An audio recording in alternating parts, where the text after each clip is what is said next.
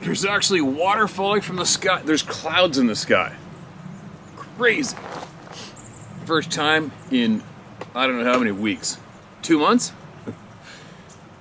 I think there might have been a slight shower one day a month and a half ago or something. That's about it.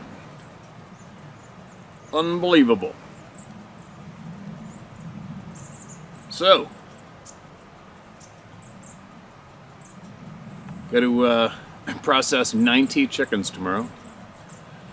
Should be interesting. Bit of a pain in the butt, but it's definitely well worth the effort. And I've had so many emails coming in, it's ridiculous. I think yesterday, well, no, I think I'll go down the list far again. As I said earlier, I'm going to keep going back and forth. Recent and older. Because so many people can, something will knee-jerk reply to a certain email, and it always makes sense for them to, for us to know exactly what they're talking about right away. If that made any sense, what I just said. Now, Mark, this is read. This is titled Sedona, Arizona. Good day, sir. You recently read 2 of my encounters. Childhood visit by Sabby in Carmel Valley, California, and a recent winter with a dog man. 30 years ago, we were visiting my husband's parents in Sedona, Arizona. My son was 6 months old. The day we arrived, my husband, baby, and I took a hike on state land, butting up to the Red Rocks. Shortly into the hike, I had an overwhelming urge to stop and retreat back to the house. I felt as though I had walked into an invisible wall. Late that night, I was up around 2 a.m. watching movies with the volume down. Bedroom windows were open and there was a substantial breeze coming through the window. The baby, dog, and my husband were sleeping soundly. A putrid smell came wafting in on the breeze. The smell got stronger and actually made my eyes water. It was a combination of feces, body odor, and rotted meat. I froze as I heard sniffing at the window screen, then a huff sound followed by the screen being pressed upon. See, that would suck ass for everybody. At first I thought it was an animal, but as the window was 5 feet off the ground, I knew it had to be something pretty big. I turned off the TV in order to totally darken the room. I slipped onto the floor to find our dog shivering on the floor, fully awake. I couldn't shake my husband awake, so I slipped out into the great room and to look out the window. Seeing my vision was blocked, I turned on the floodlights. I saw nothing locked away. After returning to the bedroom, the smell was gone. I'd heard nothing walk in the typical Arizona yard covered in gravel. I kept the lights on and closed and locked the window. The next morning I went aside in time to see my father-in-law rinse a large handprint and dried saliva off the window screen. I told him that something had been outside the window the night before, and he told me it was probably just a javelina. No way. Regards, Roxanne. I think I've read that, Roxanne, already. Why would I have it in there twice? No biggie. That's creepier than hell. I don't know why this smell thing is alarming to me. I don't get it. I don't understand the smell thing. I know one thing. Your average wolf smells disgusting when you have your hands on them. Bears don't normally smell like much when you have your hands on them either, both grizzly and black, which I've had my hands on many of both. Unless they are on a rotting putrid kill. But even then, they don't roll around on it like a canine. Like a grizzly will take your kill, his kill, your kill, whatever. He'll take a kill and he'll bury it and then lay on top of the mound. He doesn't waste time rolling around on it, covering his fur and goo. They just don't do it. Neither do black bears. But canines do. And wolves, what's the smell of the wolf? The smell of a wolf, you touch their fur once with your fingers, ugh, and the smell sticks to you for a long time. It's a very powerful smell. How would I describe it? I would describe it more like the smell is more on like the urine side of a scent, as opposed to like the lower end rotten meat smell. It's more of a higher pitched smell, if that makes any sense, like an ammonia, really makes you go, whoa. Not like ammonia, but on that level of sharpness and the stink.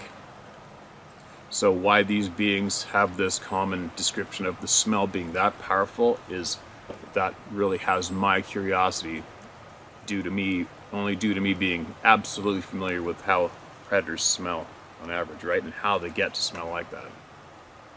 I don't understand it myself. Not yet, anyway. Maybe one day somebody will inform us.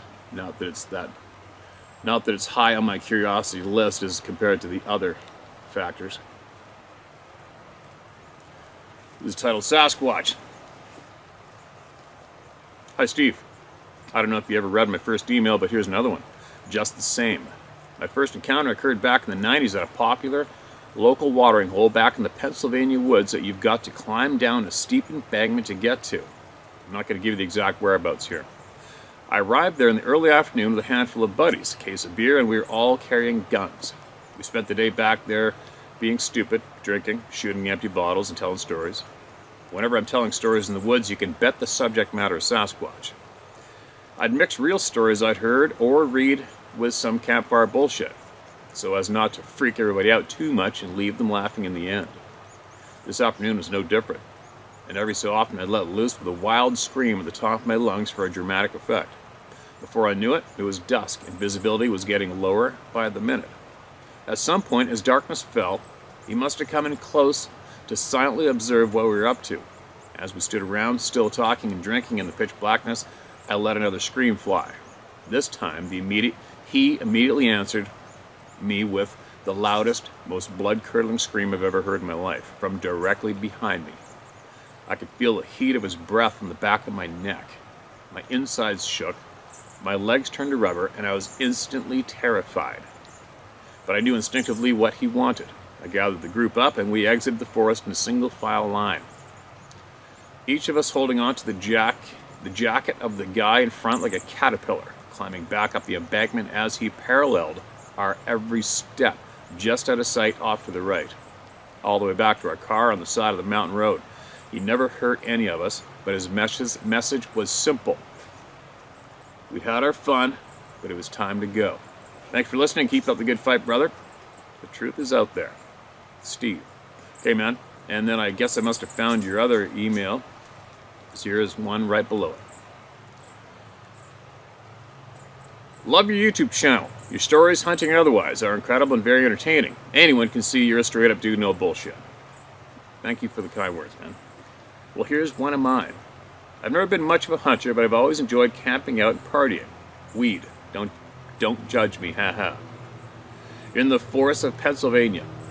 A few summers ago, one of my buddies decided to invest in a 10-man tent, complete with LED lights, which we broke in by taking out to a nice-sized clearing in the state game lands, maybe an hour south of where we live. All afternoon, there was this awful odor in the air. Kind of skunk mixed with decaying animal carcass that followed us wherever we went. Even in the Jeep with the top off. That night we were sleeping in our sleeping bags on top of army cots, and I get awoken by the sound of dull thuds and footsteps outside the tent, like something running around, messing with us. Naturally, I wasn't come out to investigate until morning. I found several baseball-sized rocks scattered on the ground that weren't there previously. I said nothing to my buddies, but I had an idea of what was responsible. Fast forward to the following afternoon, it was getting late and the sun was setting. We were standing around the outside of the tent, the chain smoking cigarettes and talking to the guys. Then I thought I heard a cow, which was effed up enough since we were in the woods with no farms nearby. But as we talked, the mooing continued, and no one else seemed to pay it any mind.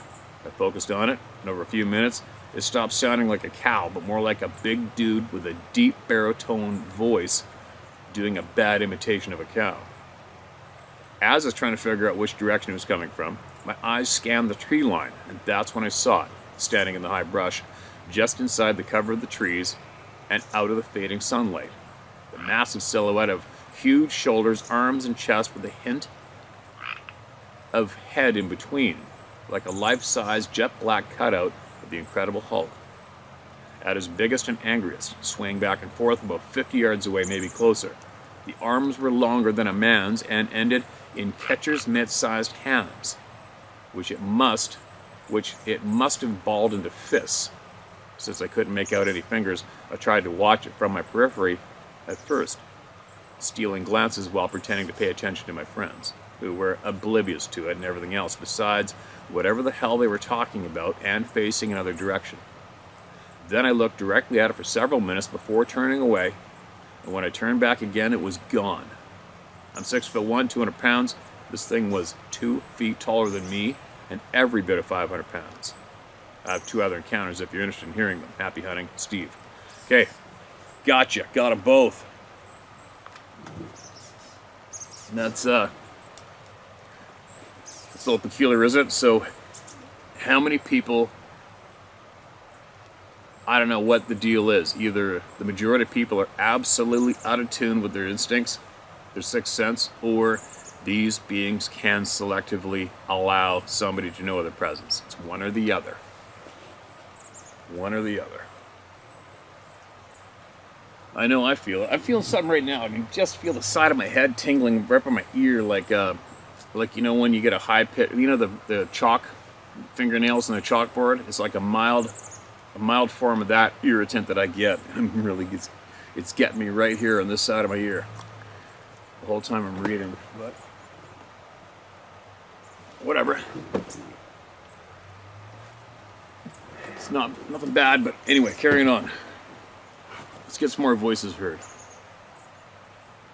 No wild man, just an encounter you might like to know about.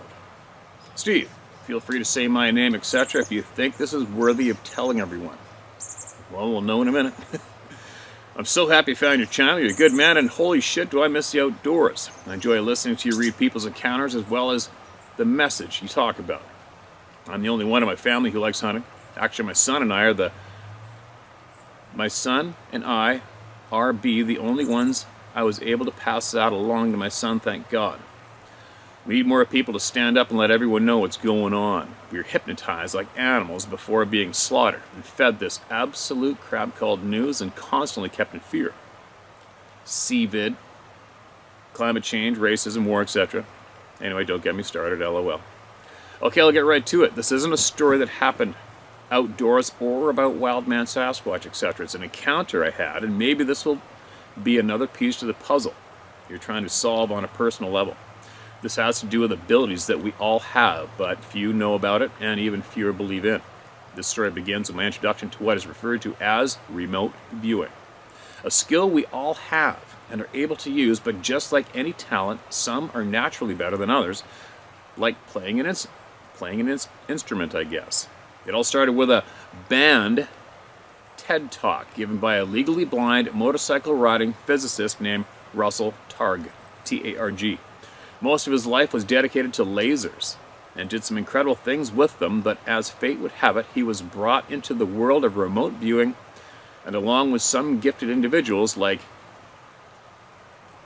Ingo Swann, yep, that was his name, may he rest in peace.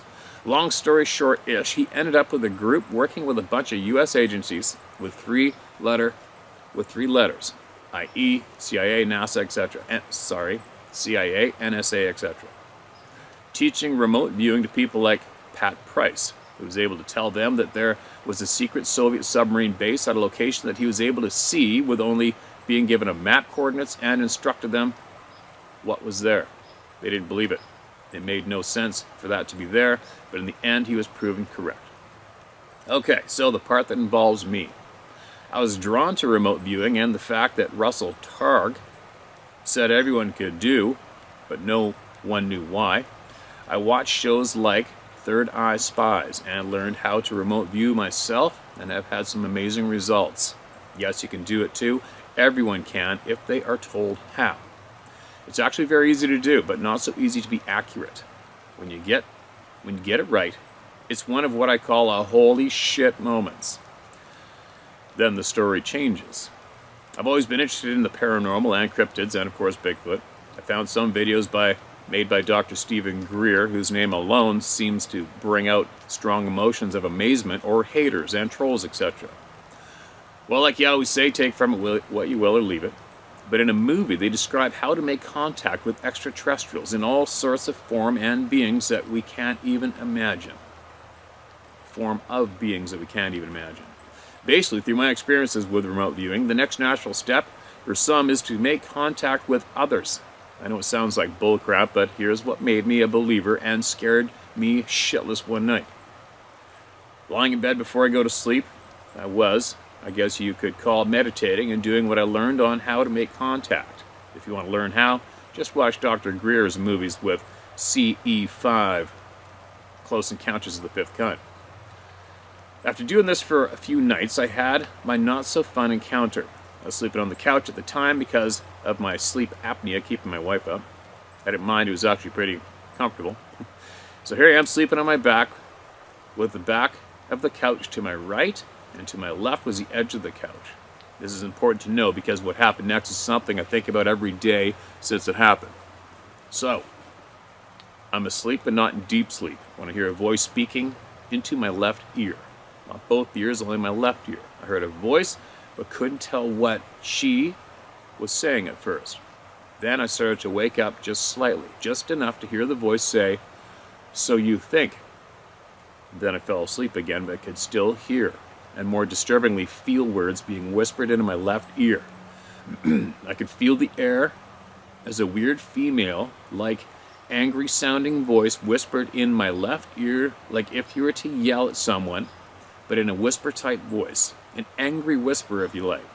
Steve, I could feel her. It whisper. She was very close to my ear. It was so clear I felt the air in my ear.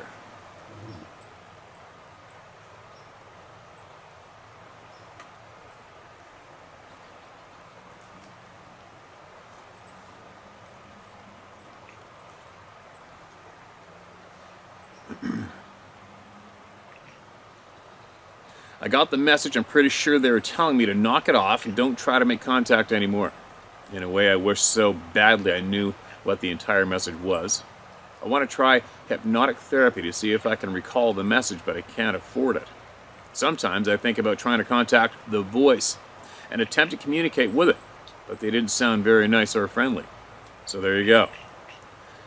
I tried to make contact with a benevolent being not of this earth, and instead made contact with some being I managed to piss off, or a being that wasn't so friendly and was warning me or threatening me. Be careful if you start going down this rabbit hole of attempting to contact others, because something may contact you. But for you personally, Steve, look into remote viewing and try it for yourself. I have no doubt you'll be able to do it well enough to know it's not bullshit. So why aren't we taught this? This amazing hard-to-believe skill we all have should be taught to us as young as possible so we can grow this skill. I've taught this to my 14-year-old daughter, and she has been able to make it work with some amazing results. I hope she sticks with it and her skills keep getting stronger. So yes, that is only one skill we do have that somehow has been forgotten or hidden. Thanks, Steve. Thank you, Steve. Take care and Godspeed. If you're ever in Arizona and want to go hunting, let me know. Don't recommend you visit in the summer unless you like 115 degrees plus days and no rain, whatever that is. I'd love for my son and I to go hunting up there with you in Canada, but it looks absolutely breathtaking. And you can be damn sure I'll shake your hand and look you in the eye, like men are supposed to do. The only time I make a fist is to hit someone, and this elbow shit, it seems anything remotely manly is called evil these days. I wish we could go back to the days where life was like a John Wayne movie. P.S. Oh, quick story. My daughter and I like to drive out of town and to watch meteor showers. One night we were out bundled up under the blankets in the bed of my truck watching a meteor shower, and I was telling my daughter about Bigfoot sightings. She probably thinks your father is crazy, but anyway, here I am talking about the experiences from your videos. When I hear something moving, I instantly freeze and listen carefully to something moving toward the tailgate. It's 1 a.m. in the middle of the desert and I can't see anything. Then I see the outline of something raising above the tailgate. I'm frozen, still looking at this thing get taller and taller over the tailgate, like watching a movie I couldn't move. This thing kept getting taller, right on my tailgate, and I realized I was just talking about Sasquatch, and I know that if you're thinking of them, they seem to know about it. This thing makes a noise, a loud noise. My heart pounding out of my chest, I almost have a stroke, but I'm trying hard not to look scared for my daughter's sake. Then I realized that I recognized the noise. Did I mention we have free-range horses here and a donkey? Apparently, because this damn donkey decided to come and say howdy to us and almost gave me a heart attack and ruined a pair of pants. Thought you might find this little humor at my expense, damn donkey. Charles Velasquez, pronounced Velasquez, Phoenix, Arizona. Doubts are traitors in making us lose the good we oft might win by fearing to attempt. Shakespeare. All right, man. Appreciate your email. Big time. Hunting down there in that heat. Whew. I don't know. I appreciate the offer, and believe me, if I could, I'd whip right over there and go hang out just to see the country. Kind of reminds me when the first time I went down south, and I was there in springtime along the Nueces River. I think it was south of Uvalde. Holy shit, that was hot. Man, that was hot. I just could not believe stuff even lived down there. But sure enough, there's the deer tracks in the sand, and we were shooting hogs and jackrabbits that big and seeing them, and snakes everywhere. Pretty crazy. But yeah, I'm definitely not a desert type. The remote viewing, I have heard about that. I've listened to Michael Jaco on Rumble. I've listened to him a few times, and he has that skill. What was he? SEAL? And he spends a lot of time trying to spread the truth as well. Interesting stuff.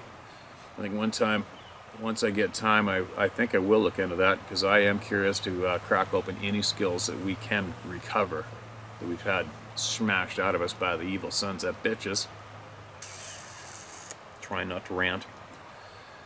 I got a tiny rant. I ordered a case of ammunition a little bit ago, and I just got a message in the email this morning saying that they can't deliver to my address with the courier they have because it has to transfer to another one, and they won't ship anything if it's related to guns or ammunition.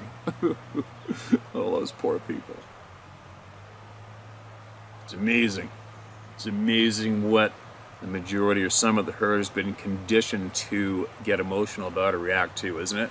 It's freaking embarrassing. It's absolutely embarrassing to me. Imagine being programmed to think that guns are evil. Guns are evil and bad. You can't even put a picture of a gun on the internet or you get spanked. It's so freaking embarrassing. But anyway, like I've always said, there's only two groups of people that are scared of firearms. Number one is criminals, and number two, well, possibly number one is the government. The government's scared of guns, and criminals are scared of guns, but I guess they're both the same hand in hand currently, aren't they? Dirty pricks. Anyway, moving along. Thanks again for that email, man, and those kind words. Really appreciate it. Alright, what's this one? It's kind of funny, isn't it? Kind of random. Sometimes I'll crack open emails and the topic goes a little off what we normally receive, and then the next following email is along the same lines. Maybe this is too, I don't know. Listen to this. How thoughts can kill. Psychic duels. Hi Steve, I'm sending you some info about some suppressed knowledge that I accidentally came across when doing research on the UC Berkeley Digital Library on the giants that different ancient tribes in the Sierra had to contend with way back. If you could read the PDF file that I sent with this email, I believe it will show how our governments were and still are aware of the power of the mind and how they don't want us to know about it. I'd like to share one of my supernatural encounters from 2 Novembers ago in the Sierra after coming back from a hike in a nice... Jesus, 2 dogs. You guys just scared the crap out of me. Hi. Good. Just making a video. Oh, sorry. Oh, that's all right. No problem at all. Ooh, there we go. I guess the old spidey senses were a little bit correct anyway. Lady and her daughter and the dog's taking a walk. All right, here we go. I'd like to share one of my supernatural encounters from 2 Novembers ago in the Sierra. After coming back from a hike in an isolated canyon, where I was able to take a video of a forest person back in 2016. I was projecting thoughts to them, the forest people, that I wanted to leave them a few cookies. I set the cookies by a tree not far from where I was sitting on my tailgate. As soon as I projected those thoughts, out with cookies in place, I hear these loud steps coming from the direction of the canyon I just came from. The steps had a long stride to them, and it was getting louder and closer. The steps stopped just in front of me, where a single, thin, short pine tree was. The whole pine tree started swaying back and forth, as I can see through the thin tree with nothing visible standing behind it. There was no wind whatsoever, but yet that tree was swaying back and forth. The tree was only about 15 feet tall, with the bottom of its trunk being about 5 inches in diameter, like a large Christmas tree. I'll send you a photo also of who I believe this is. The same forest person on the video in that same canyon for 2016. The forest person in this photo is levitating up in a pine tree above the creek that comes out of the canyon. This isn't the only photo that I have, and have had numerous encounters with them, and will send that other photo to you along with explaining about that particular hike and how it came to taking that photo. Please don't give my name out, as I still work for a certain government agency. P.S. I have a fear now every time I get out there when going on these hikes by myself. When getting out of my vehicle, I listen, I look all around, and then I slowly work my way deeper into the woods. And even when I'm deeper in the woods, I'm still listening, looking all around, and proceeding slowly, knowing they are there. And yes, the tracks, so many tracks off trail, they have become commonplace, as I seldom photograph them, as they are hard to see in a photo on most occasions. But I do have some good visible ones. Thanks for being who you are. Okay, man. I can see the photos clear. The image, I'll share them on the video. Wow, that looks crazy. That photo, I can see right away. It looks like a nose and forehead and eyeballs. Bizarre, eh? I'll share those up with the people. Thanks for sending that out. And you got a set on you for still going out there alone. I guess your instincts are in tune enough that it's enough to let you know that it's actually is safe, right? So far. Oh, my eyeball's itchy. You videotaped one, that's interesting. You know what the people are going to be screaming in the comment section below. Where's the video? Whatever, you want to share it one day, go ahead. If not, I'm good. You know, it's funny, I still do have a video that was emailed to me, I think almost a year ago now. Still waiting for the green light to share it. I don't know if it's going to happen or not. But it is very, very incredible. It's a very incredible video. Probably, it could possibly be one of the best ever. Right up there with the Patterson film. Yeah, it's right up there with that for sure. But out of respect for, I do not do anybody wrong. Somebody shares something with me, asks me not to share it, I don't share it. It's not hard. It pisses some people off, but I'll tell you what, you ever see me in person, come up to me and I'll show you the video. That's what I've done so far in the past. But anyway, moving along. Okay, what do we got here? These are back, this is like October 20, this is, what? This is February 21. February 22, whatever. Got a bunch of dates on here. Hey Steve, after you shared my encounter about what I saw on the quarry, I told a couple people I worked with the next day. I couldn't believe what I was told by one of them next. On the quarry. On the quarry. So I think that possibly was the guy who wrote in from the UK with they saw the being on the edge of the quarry and went up there and there was a fox sleeping. Maybe that's the same one. What comes to mind when you say quarry. Carl, who is my boss, said that he was doing a stint at a military prison for the remainder of his sentence. It was the middle of the summer, and the billets where they slept always had the doors open during the night. The night this happened saw him go to his bed following his gym session. He said he was just drifting off to sleep, laying on his side with his back to the open doors, when he heard heavy breathing / growling literally right behind him. He said he turned over to be met with an outline of something massive and still breathing like it was about to attack him. Stevie then said he turned away terrified. He said he turned over again, ready to fight, and it was gone. Now this guy's a no-nonsense man who's built like a gorilla, Steve, and he is not the type to bullshit you. So, This shit's going on, no matter what continent you float on. Thank you for your sheer honesty and tenacity with regards to everything you do. Regards, Paul Moxon, UK branch of the Club No Return. That was you. Okay, man, gotcha. That's interesting and alarming at the same time, don't you think? And yes, it is going on everywhere. Now,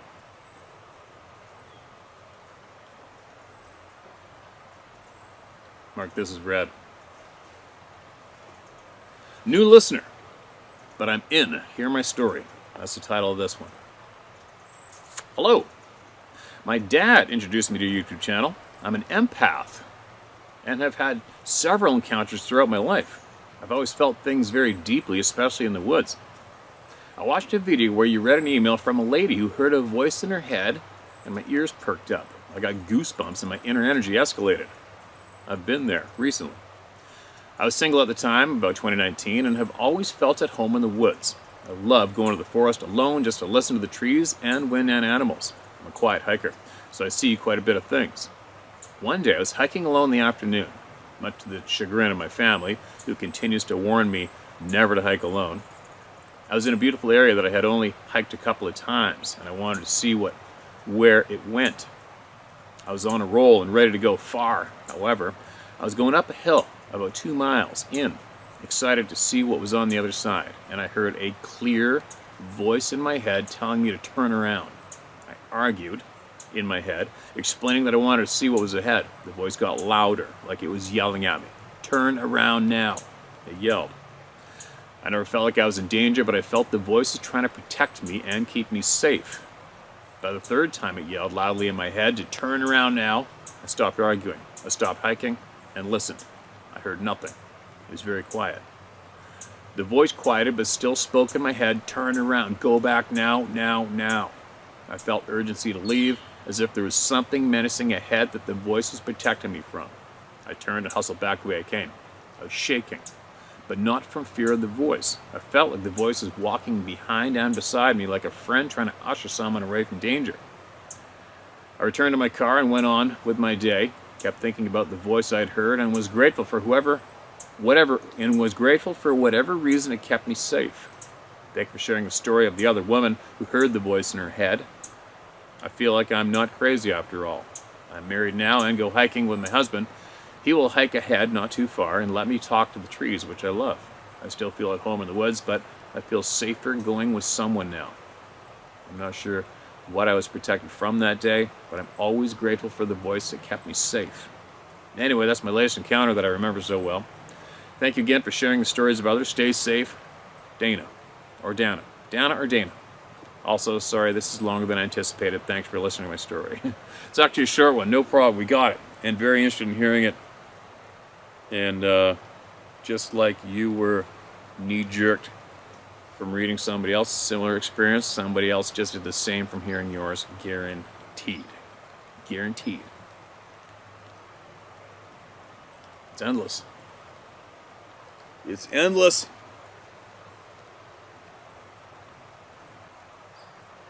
All right, here we go. Mark this as red. This is titled Many Puzzle Pieces. Hi, Steve. First, I want to thank you and the How to Hunt community. Through this channel and everyone's stories, my husband and I have been able to fit together a lot of puzzle pieces. Personally, I've always known about Sasquatch. My father had an experience when he was a teenager. Though I haven't heard the story a lot in my nearly 50 years of life. The few times I've heard it, not one detail has ever changed. When I was little, my father's brothers used to give him shit about seeing a Sasquatch. It upset me, but didn't faze my father. He just told me the truth is the truth, even if people don't believe it. That really stuck with me.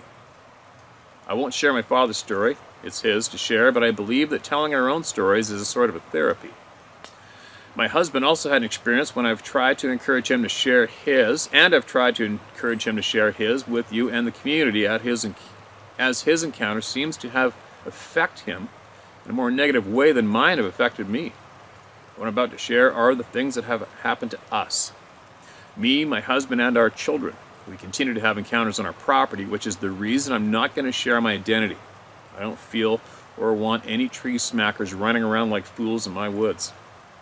Years ago, shortly after we moved into our home, my husband and I were woken up by what sounded like someone on our roof beating on the vent over our bathroom. The noise stopped as soon as we got up and were standing. Years later, our daughter told us she was seeing people with flashlights out her bedroom window in a field next to our home at night. We told her to come and wake us the next time it happens. A few nights later, she comes and wakes me.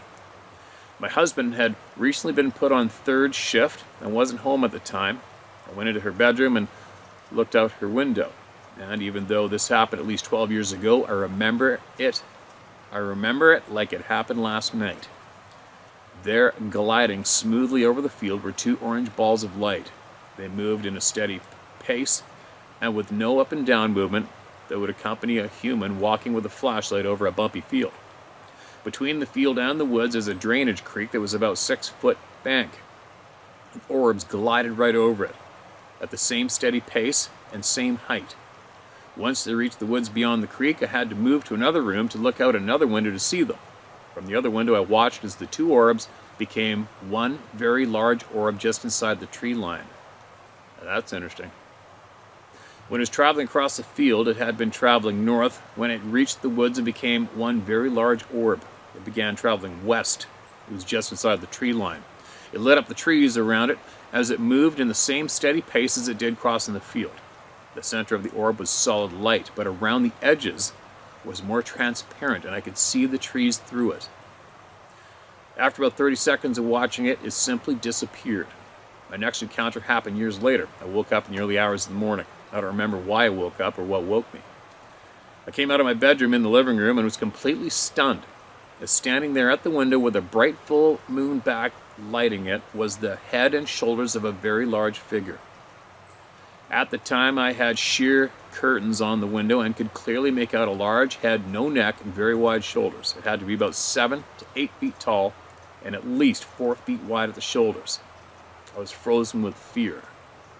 As I stood and watched it, turned its head to the left and then turned its shoulders and walked away. When it turned its head, I could make out its short nose and the fact that its forehead stuck out further than its chin. Oh wow, that's creepy.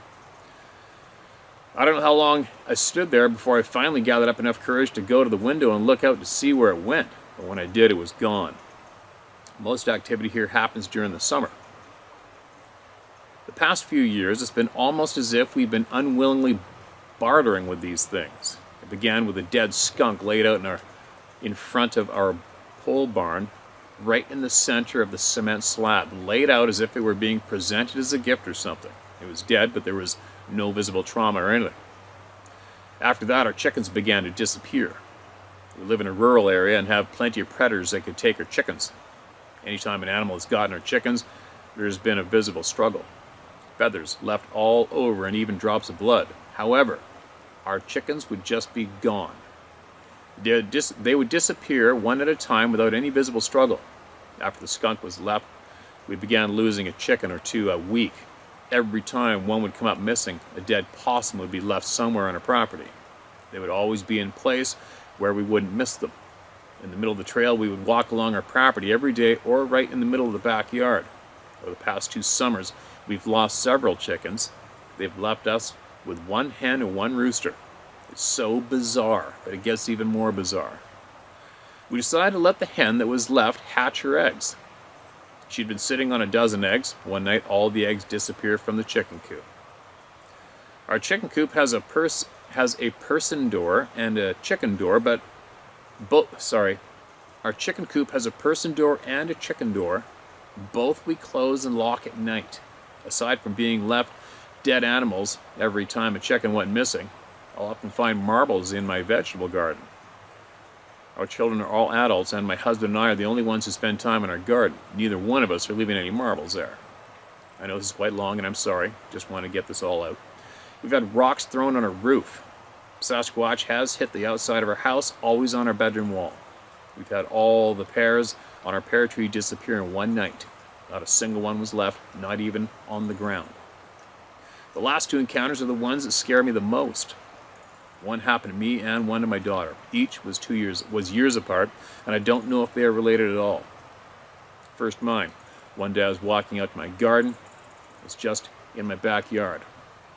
As I stepped down off my porch and began to walk to the garden, I see about 5 feet in front of me a form that looks like plastic wrap just standing there.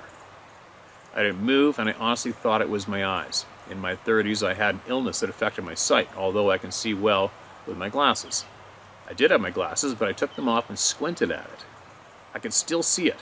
I rubbed my eyes, and still the see-through form was there.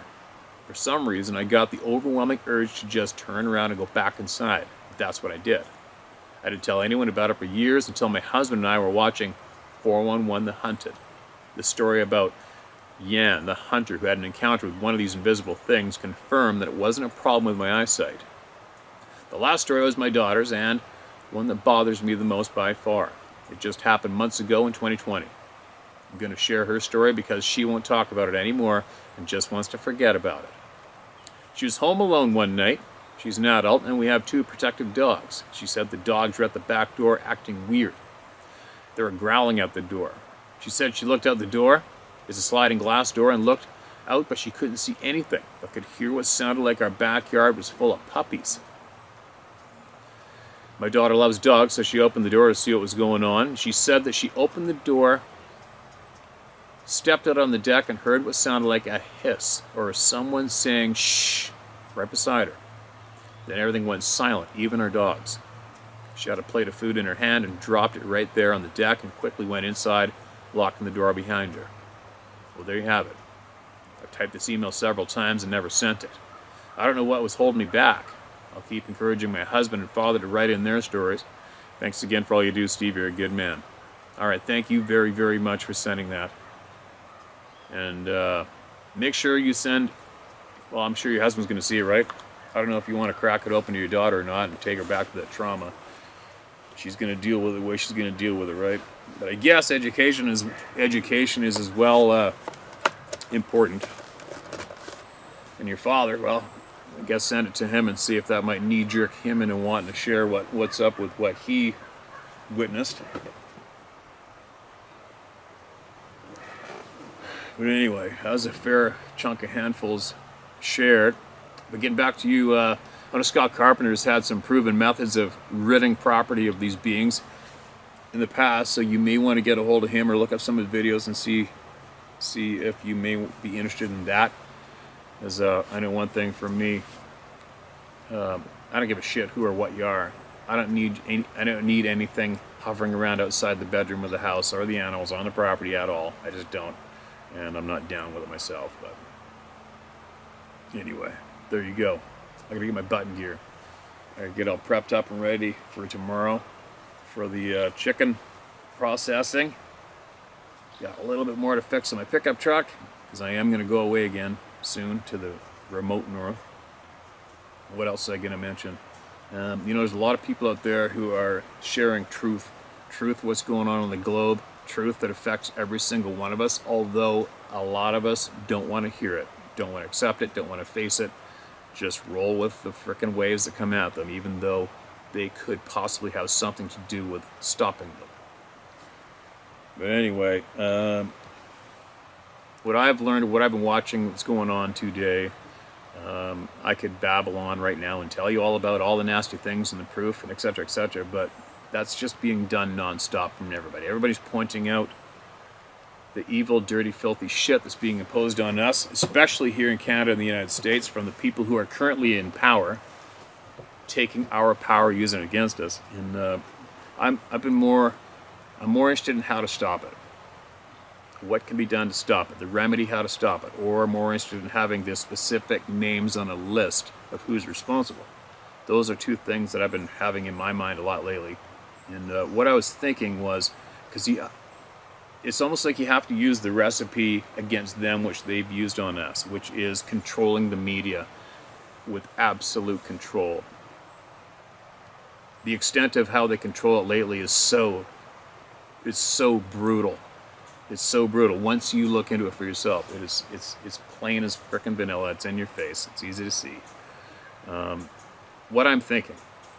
I rarely ever, I don't contact other, what's it called, influencers. I don't contact people with big followings. I don't give a shit.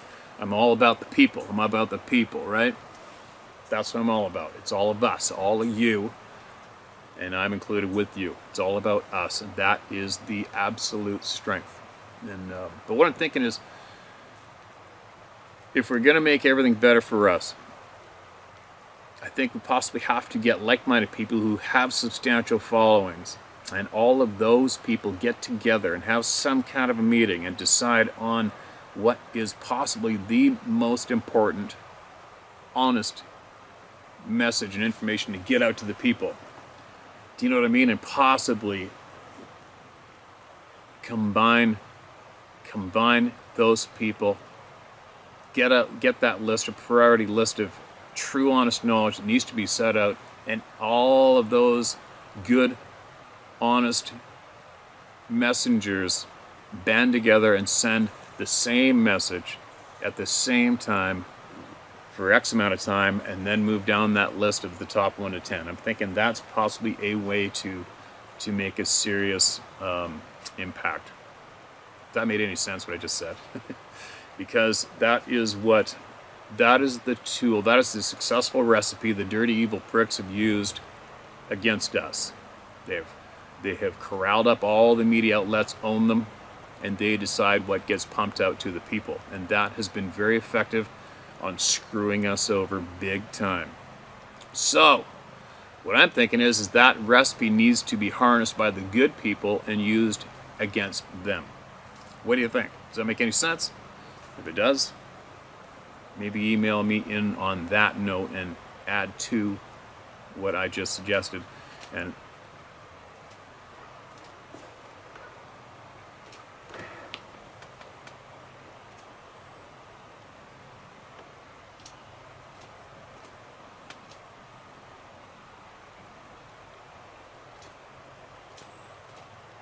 funny, there's a bird flopping in these thick bushes, and it sounded like footsteps coming down the shore of the river right there. It's just a bird.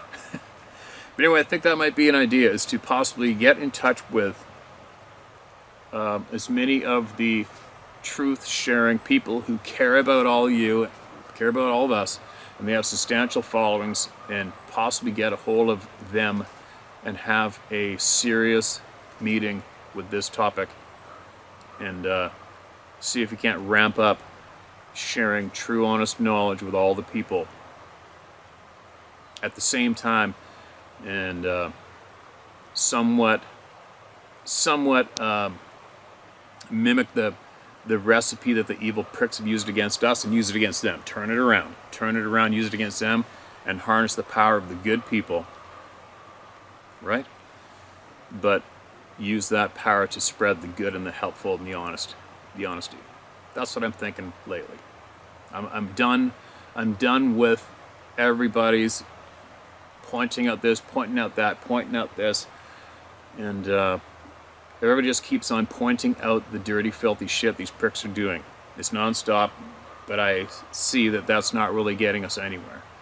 So, I think a list of the top priority messages of truth need to be listed, and all of the good people who have some kind of influence and following needs to band together and start pounding that honest truth out to the people, just the same way the evil pricks pound out the lies to us, right? I think that'd be very effective. So I just might start going out of my way to contact people who potentially have a substantial following and are on the same page, although they'll probably take a look at who I am on here and think, who's this crazy bastard, right? Anyway, there you go. Anybody wants to touch base on that idea, that thought, email me in some input, all right? Now, here I go. Back to my day. Share my story at howtohunt.com. Send it. Get it off your chest. If it's going to help somebody, send it here, and we'll get it out to the people that need the help.